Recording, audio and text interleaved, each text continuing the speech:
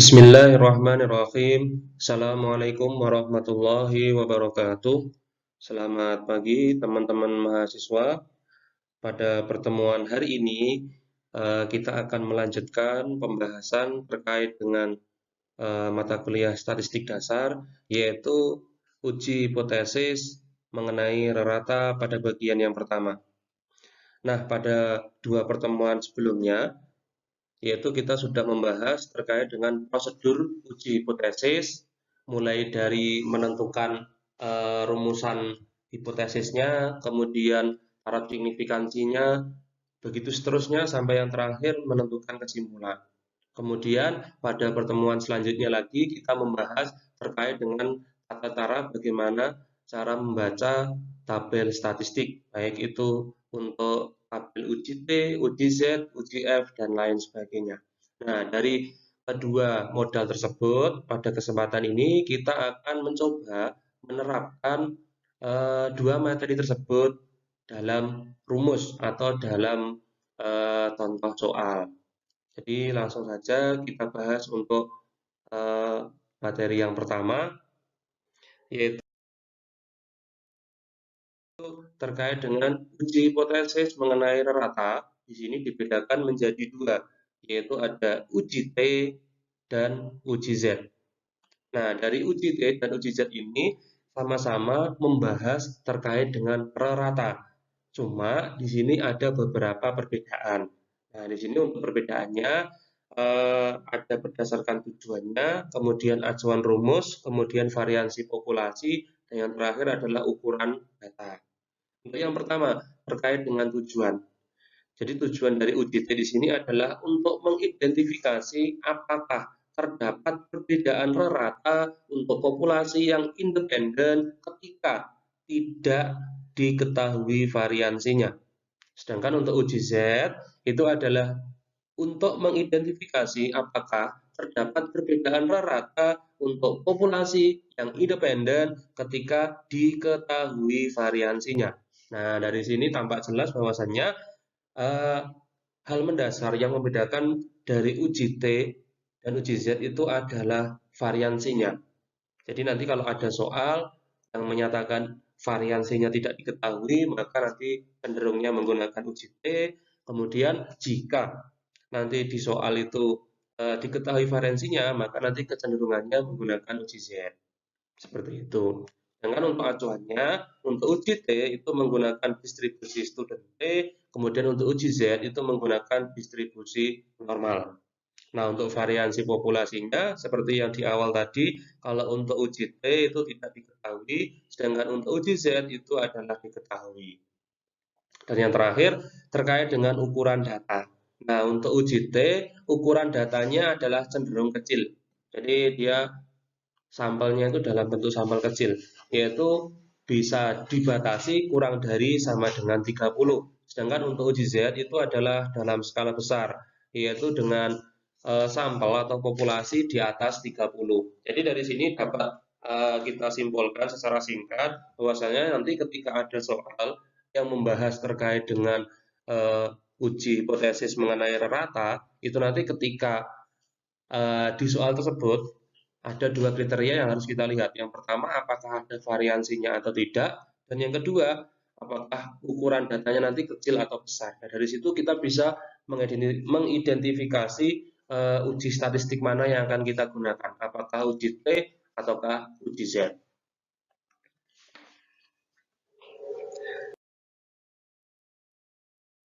Nah, selanjutnya pada kesempatan ini kita akan membahas terkait dengan statistik uji mengenai rata satu populasi saja. Jadi khusus pertemuan ini kita hanya akan membahas uji T dan uji Z pada satu populasi. Sedangkan nanti pada pertemuan selanjutnya kita akan membahas uji T dan uji Z pada dua populasi atau membandingkan antara dua populasi yang berbeda. Nah, di sini untuk uji Z maupun uji T satu populasi untuk ketentuannya di sini yang pertama terkait dengan H0. Nah, H0 ini menyatakan bahwasanya mu itu sama dengan mu 0. Jadi nanti misalnya ada soal nanti yang menerangkan atau diketahui mu-nya, maka mu itu juga merupakan mu 0. Nah, sedangkan untuk persyaratannya pada uji Z satu populasi, yaitu dia harus terdistribusi normal dan variansinya diketahui. Sedangkan untuk uji T sama ya, populasinya harus normal dan variansinya tidak diketahui. Jadi dari sini jelas yang membedakan hanya variansinya saja. Sedangkan untuk kesamaannya harus terdistribusi normal. Dan nanti untuk pembahasan terkait dengan distribusi normal itu nanti akan kita bahas pada mata kuliah yang berbeda, yaitu pada statistik sosial.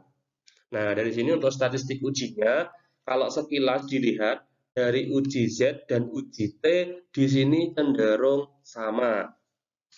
Nah, di sini untuk uji Z, rumusnya kan sama dengan X bar dikurangi mu 0 dibagi sigma per akar N. Sedangkan T juga sama ya, X bar dikurangi mu 0 dibagi S per akar N. Nah, di sini kalau dilihat yang membedakan hanya pada sigma dan S.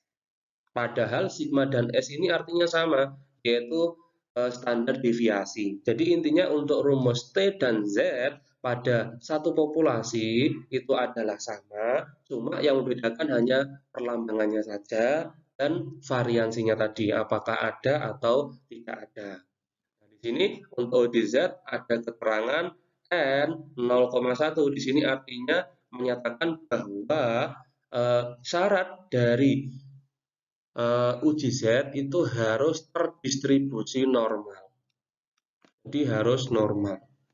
Kemudian sedangkan untuk uji T yang menyatakan T dalam kurung N-1 di sini menyatakan derajat kebebasan.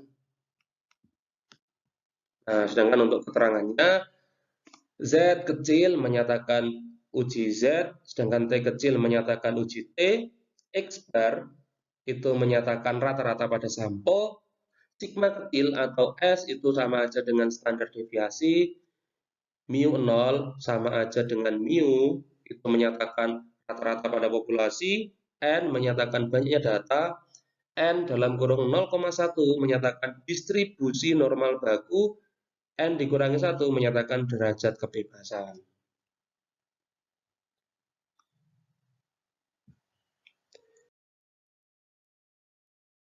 Nah, selanjutnya, karena kita sudah membahas sekilas terkait dengan rumusnya, langsung saja kita aplikasikan pada contoh soal.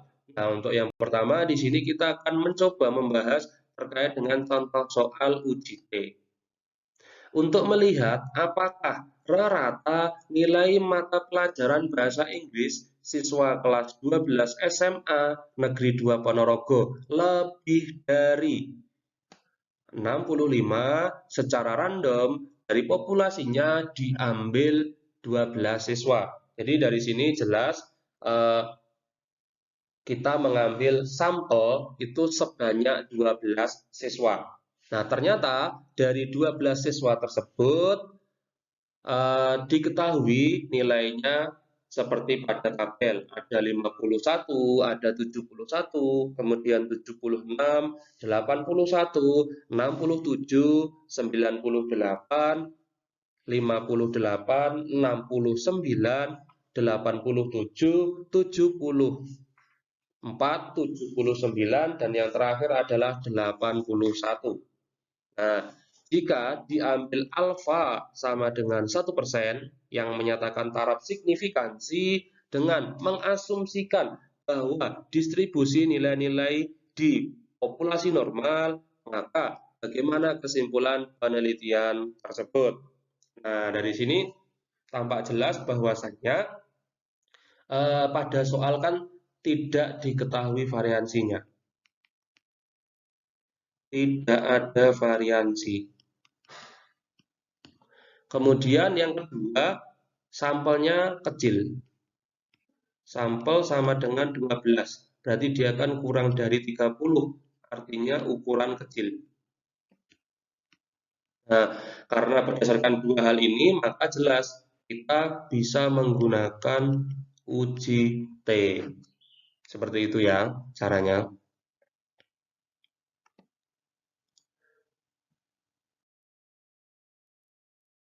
Nah, selanjutnya di sini tinggal kita eh, mengerjakan soal tersebut menggunakan prosedur uji hipotesis. Nah, untuk yang pertama, kita harus merumuskan terlebih dahulu eh, pasangan hipotesisnya, yaitu ada H0, ada H1. Nah, caranya kita melihat soal yang awal tadi. Nah, di awal tadi itu kan mintanya atau ingin mengecek apakah nilainya lebih dari 65. Nah, kita sebagai peneliti tentunya kan pengen mendapatkan nilai itu yang lebih tinggi. Nah, karena harapannya seperti itu, maka untuk H1-nya itu adalah lebih dari 65. Karena harapan kita nilainya di atas 65. Jadi di sini kita bisa menentukan H1-nya dulu. Karena kita mintanya lebih dari 65. Maka di sini tandanya untuk H1-nya lebih dari 65. Sehingga untuk H0-nya itu adalah tinggal kebalikannya. Berarti kebalikan dari lebih dari itu adalah kurang dari atau sama dengan. Jadi jangan lupa diberikan tanda sama dengannya. Nah, yang menyatakan rata nilai siswa tidak lebih dari 65.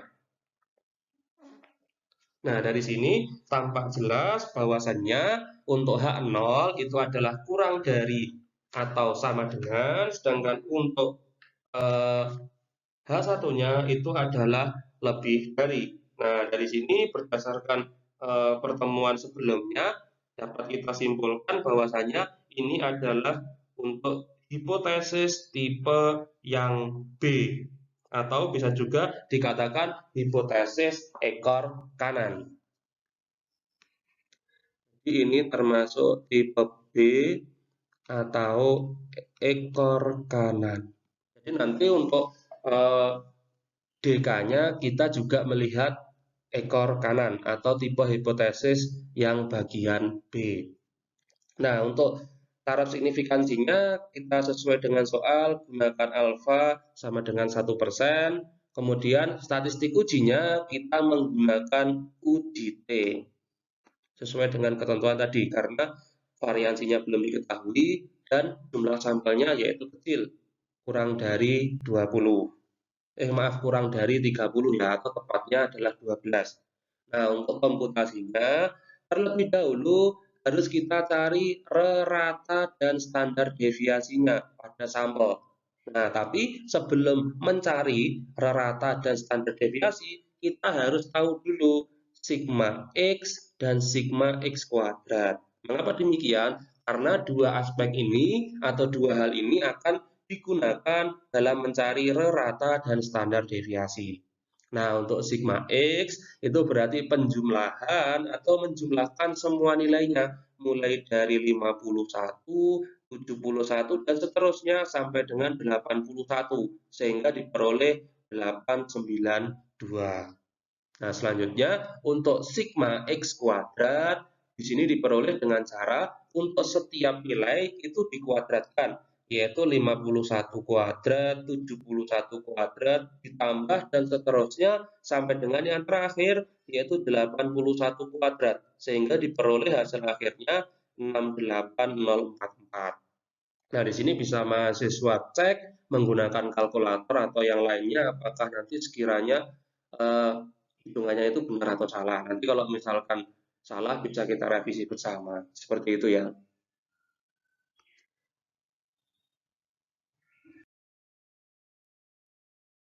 Nah, selanjutnya setelah kita eh, ketahui di awal tadi bahwasannya untuk sigma X itu sama dengan 892 dan sigma X kuadrat itu adalah 68044. Nah, dari situ tinggal kita cari reratanya dulu.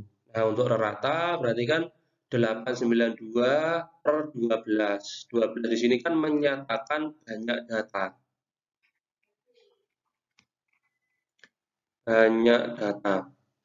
Kemudian tinggal kita hitung dan kita bulatkan ya. Jadi kita kesepakatannya kemarin pembulatannya bisa 3 angka di belakang koma itu paling paling bagus ya. Nanti bisa 2 angka di belakang koma juga nggak apa-apa, atau 4 angka di belakang koma juga nggak apa-apa. Tapi eh, biasanya itu kita menggunakan 3 angka di belakang koma sehingga diperoleh 74,333.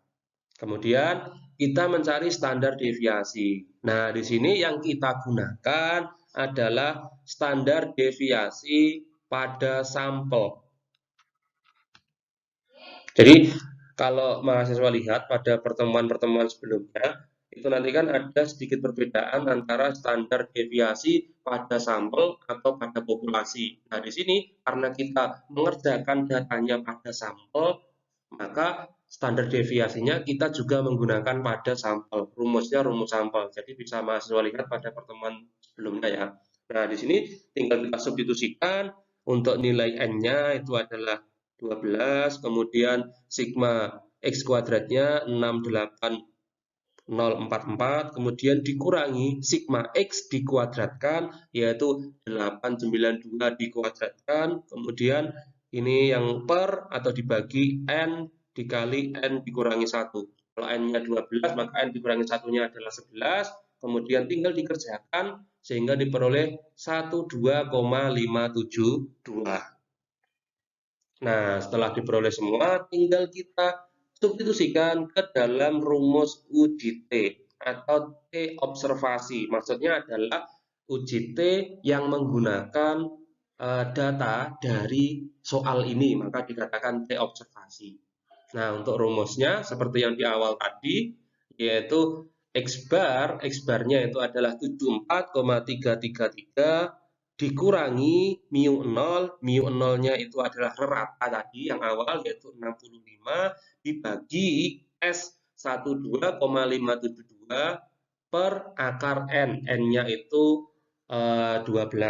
Tinggal dihitung menggunakan kalkulator sehingga hasil akhirnya adalah 2,572. Nah, selanjutnya kita menentukan daerah kritis. Nah, di sini untuk daerah kritisnya menggunakan uji T 0,01 sesuai dengan yang langkah 2 tadi kan taraf signifikansinya 1%, maka T-nya 0,01 dan derajat kebebasannya itu 11. Nah, 11 ini diperoleh dari N dikurangi 1, yaitu 12 dikurangi 1 sama dengan 11.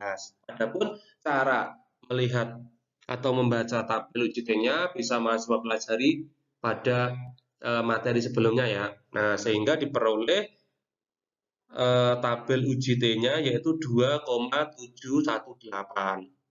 Nah, karena di awal tadi kita menggunakan pasangan hipotesis ekor kanan, maka DK-nya adalah T sedemikian hingga T lebih dari nilai dari T tabel yaitu 2,718. Sehingga T observasi 2,572 itu kan kurang dari. Jadi 2,572 itu kan kurang dari 2,718. Sedangkan untuk DK itu kan yang diminta harus lebih dari 2,718 karena tidak memenuhi persyaratan DK sehingga T observasi di sini bukan elemen dari DK. Nah, apa akibat dari bukan elemen dari DK? Maka keputusan ujinya itu adalah H0 diterima yang secara otomatis H1-nya ditolak. Sehingga dapat disimpulkan bahwasannya rata nilai mata pelajaran Bahasa Indonesia kelas 12 SMA Negeri 2 Ponorogo tidak lebih dari 65.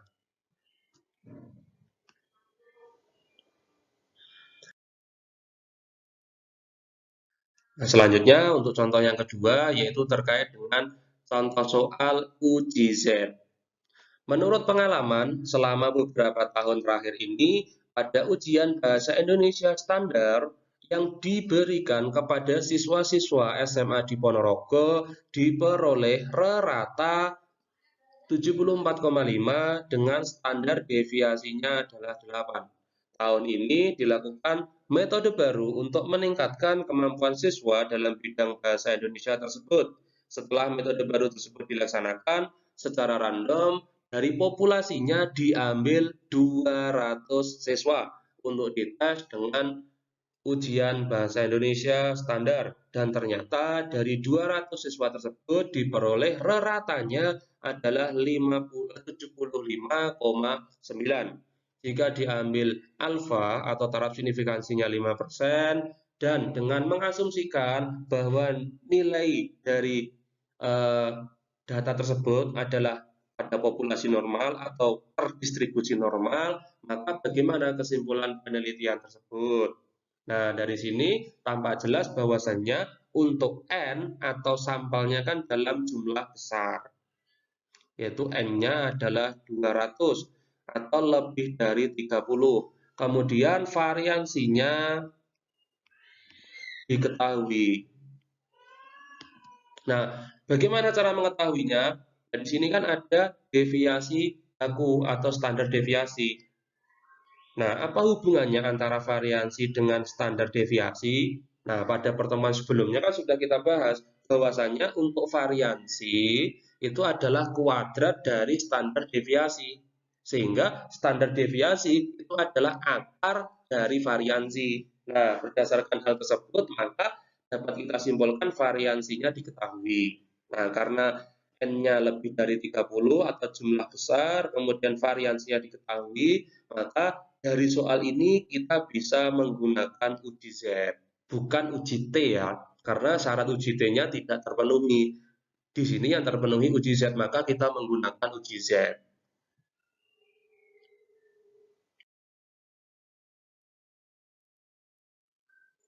Nah, untuk yang pertama, sesuai dengan yang awal tadi seperti uji T, kita harus merumuskan dulu pasangan hipotesisnya. Kita melihat H1 dulu. Nah, tadi pada soal itu kan menjelaskan bahwasannya ada metode baru dan ada rerata.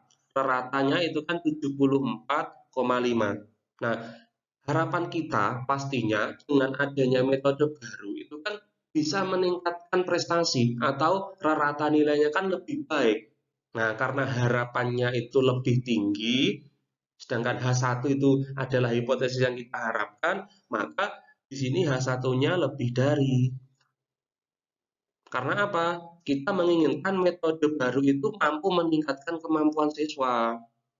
Nah, sehingga untuk H0-nya itu adalah negasi dari H1, yaitu lawan dari lebih dari adalah kurang dari sama dengan 74,5, atau dapat diartikan metode baru tidak meningkatkan kemampuan siswa. Nah, dari sini jelas seperti yang awal tadi, mungkin ini sama ya, kebetulan sama saja. Ini menggunakan tipe B atau ekor kanan. Jadi kebetulan saja dua soal ini menggunakan ekor kanan seperti itu ya. Tapi bisa juga untuk soal yang lain itu bisa menggunakan dua ekor atau ekor kiri untuk rumusan hipotesisnya. Nah, yang kedua, untuk taraf signifikansinya menggunakan 5% sesuai pada soal. Kemudian statistik uji yang digunakan adalah uji Z, karena di soal tadi memenuhi kriteria untuk uji Z, yaitu Z sama dengan X bar dikurangi mu 0 dibagi sigma kecil per atau dibagi lagi akar N. Nah, setelah itu untuk yang keempat kita tinggal menentukan komputasi atau kita substitusikan nilai-nilai pada soal ke rumus uji Z. Terlebih dahulu diketahui bahwa mu atau rata yang awal tadi kan 74,5, sedangkan untuk standar deviasinya pada sampel loh ya, itu adalah 8. Sehingga untuk Z observasinya tinggal kita substitusikan X bar-nya 75,9. Jadi X bar di sini yang dimaksud adalah setelah rata setelah dilakukan uji awal tadi loh. Jadi meskipun ya kalau secara sekilas tadi kan untuk X bar yang baru tadi kan 75,9, sedangkan untuk X bar yang lama itu kan 74,5. Nah, di sini kalau secara sekilas kita lihat kan jelas di situ ada kenaikan nilai dari reratanya. Tetapi dalam statistik itu perlu kita lakukan uji, apakah kenaikan ini itu kenaikan dari 74,5 menjadi 75,9 itu dalam statistik apakah berarti atau tidak gitu loh. Jadi dalam statistik itu ada yang dinamakan keberartian. Jadi ketika itu naiknya tidak terlalu signifikan, maka itu dianggap tidak berarti atau dianggap sama. Tetapi ketika itu nanti setelah uji statistik itu menyatakan keberartiannya itu bagus atau sesuai, maka nanti bisa dikatakan naiknya itu dikatakan berarti atau istilahnya memang dikatakan naik gitu loh, tidak sama seperti itu. Nah, di sini untuk X bar yang baru itu kan 75,9 dikurangi mu atau mu 0 ya sama seperti yang awal tadi yaitu 74,5 dibagi sigma kecilnya adalah 8 per atau dibagi akar n-nya itu adalah 200 berarti akar 200 kemudian tinggal dikomputasi atau dihitung sehingga hasilnya adalah 2,474.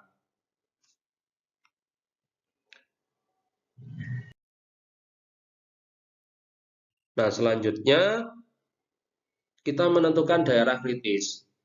Nah, karena kita menggunakan uji Z dengan alfanya tadi adalah 5%, maka kita menggunakan uji Z 0,05.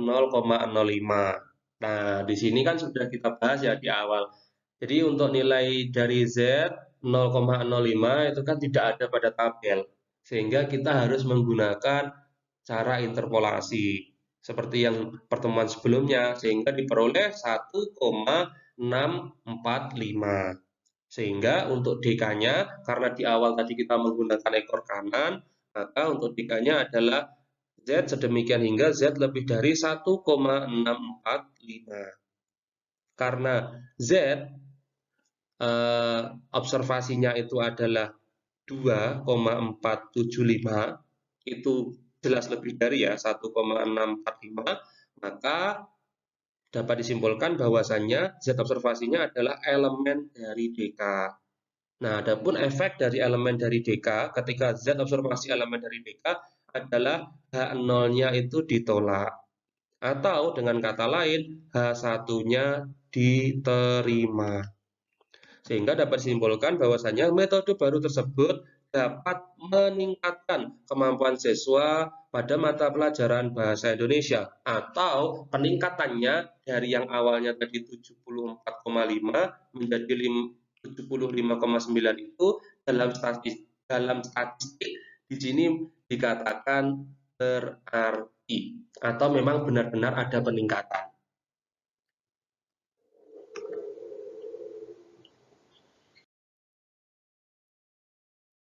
Nah, selanjutnya setelah kita membahas terkait dengan rumus uji T, uji Z, kemudian kita sudah menerapkan dalam soal, baik itu penerapan uji T maupun uji Z-nya. Nah, di sini ada latihan soal. Nah, di sini saya memberikan 2 latihan soal. Ini untuk soal latihan yang pertama, kemudian ini kemudian ini ada latihan soal yang kedua. Jadi dari 2 soal latihan itu nanti silahkan mahasiswa identifikasi apakah nanti yang pertama itu menggunakan uji T atau uji Z atau yang kedua juga sama, apakah menggunakan uji T atau uji Z. Jadi di sini kita tidak serta-merta terserah menggunakan uji yang mana tidak. Jadi harus kita identifikasi dulu apakah soal yang pertama yang menggunakan uji T ataukah malah uji Z atau yang kedua juga seperti itu, ataukah menggunakan uji T atau uji Z. Jadi harus diidentifikasi terlebih dahulu, barulah nanti kita bisa menggunakan prosedur ujinya.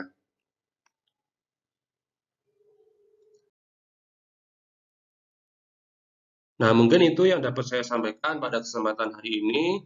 Ada kurangnya saya mohon maaf, semoga bermanfaat. Akhirnya, Assalamualaikum warahmatullahi wabarakatuh.